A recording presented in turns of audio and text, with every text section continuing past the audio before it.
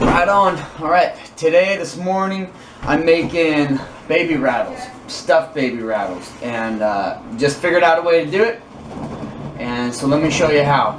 I use pink and blue because I'm not exactly sure. Oh, don't fall on the ground. If that thing pops, then you have to double stuff everything over again, and I don't want that to happen. And so what I have here, I've got a red pump, I've got a pencil, and I've got a clear balloon.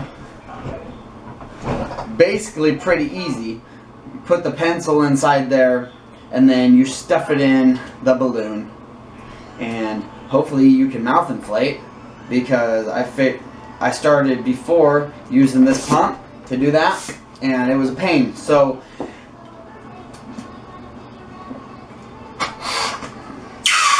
you use the neck to do a lot of inflating in, and then you push it down inside. But I'm just blowing all these up to about 4, and then you tie them off. Okay? I snap it with my Corwin cutter, and you've got that. It's inside the neck right now. So what I'm going to do is I'm going to blow it up, and that's just the neck that inflated right there. But you don't want the neck. The neck's going to take a lot of work, but you don't want it popping on you. So grab the next one. I'm holding it, right? I don't know why just yet, because it always deflates, and then I'm blowing this balloon up inside the neck. Take the pencil, grab this inside here, and see that? It just deflates. And so you just put it down in there. You don't really push the balloon. You don't want to poke anything, especially when it starts to get full. You just grab it at the bottom, hold the balloon snug, so then it blows up, and then you blow it up. Ugh. Right about there, and you tie it off.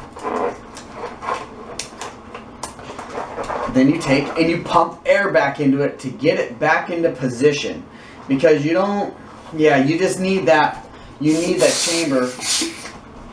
See, like that? Get that. Oh no, I didn't even trim that one. Stupid.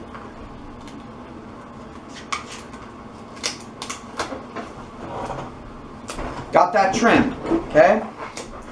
Put that back in there. See? So you push them back in where it's all the air is going to go. You grab your next one. I'm using blue, pink, and gold. Nope, not the pump. Using the pencil.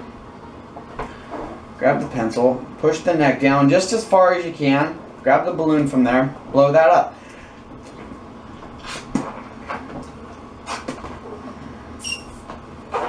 And if you can't mouth inflate it like that, because it's a lot of pressure, definitely use your pump. It's going to take you a whole lot longer.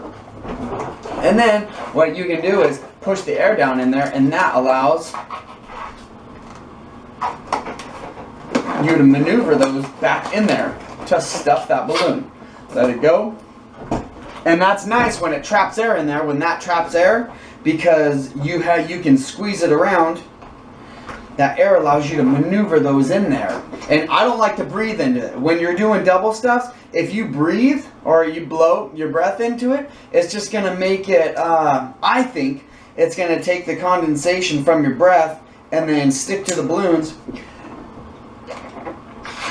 And then it's going to look funny. Probably it looks as funny as when I'm trying to blow these things up in the neck of this balloon. Trim it. You get yourself into a little process. Okay, this is where that air helps, so you can get it in there. I don't have enough, so I'm going to put it back in there. I think you get the concept of how you're going to be double stuffing this, right? And then you put a little air in there, a little squeaky, but you work it in there, and then you're always starting with the neck. And then like have a bubble right there so it stops the air and holds air in here so you can maneuver it. That's the best way to do it. And I'm going to continue just stuffing this thing, and I'll catch up with you when I'm done.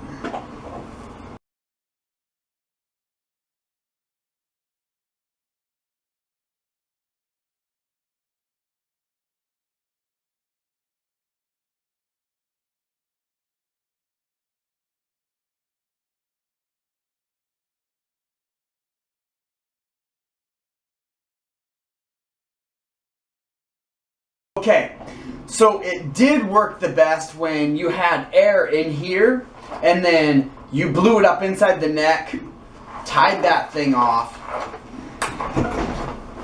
cut it. That way you can cap it, grab that nozzle, and then make sure air doesn't come out. And then you squeeze the air down into that and allow the balloon to get back up into the chamber. Now you've got all your balloons down in there, and that's what you want. So now we're gonna blow this thing up. Start to get tight. Now what I'm gonna do here, make sure it's kind of the same size. It's about right. I don't want to be overinflating these things just so that any sharp corner that it comes up against pops it. You don't want that at all. Not after putting this much work into it. Yeah. Okay, what I do after this is I grab